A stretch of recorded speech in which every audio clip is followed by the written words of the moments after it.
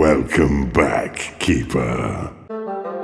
So anyone who's familiar with Dungeon Keeper, if you ask them, write down your top five favorite things from the game, I almost guarantee one of the things they're going to call it is horny, and the voice of horny. You finally returned, Keeper.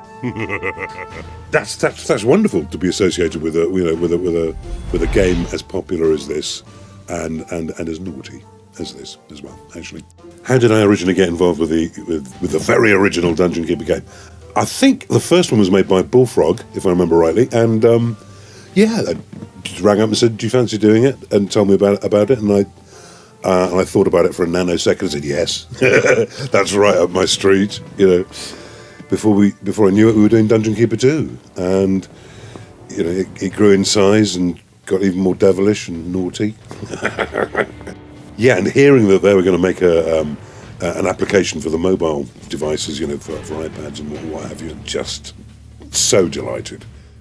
We were very deliberate in how we ended up directing him because, if you look at like Dungeon Keeper 1, that delivery was very dry and flat. And, it fit with the game at the time, but when we wanted to bring Dungeon Keeper to mobile, you kind of look at the art and the feel and the theme of the game, and it's less dark and gothic and more devilishly funny. And that's what I think makes the game unique and fun. So when it came to doing Horny's voice, we were very, very careful in that we didn't want it to be that same sort of flat delivery. We wanted instead to give him the ability to emote on many different levels so that the personality of Horny ultimately comes out.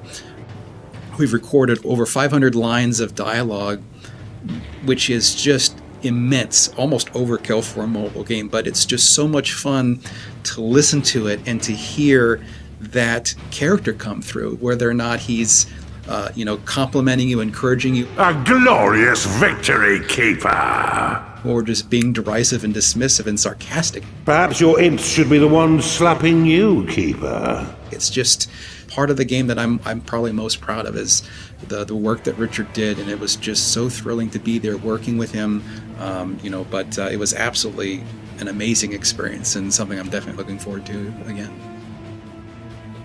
What's it been like working on Dungeon Keeper again? It's just a breath of fresh air. Licensed to be bad. I think the word delicious just keeps coming up because the scripts are just great.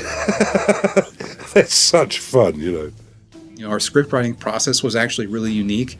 I think it contributed to why it sounded so good and why Richard had so much fun with it, because it was actually not just one person writing it. We had a lot of people contributing to it. And it was people that were playing the game constantly. So like myself, the creative director, the producer, the community manager, and one of our audio designers all contributed lines to it. And that sort of group collaborative effort really, I think, ultimately made Horny who he is now.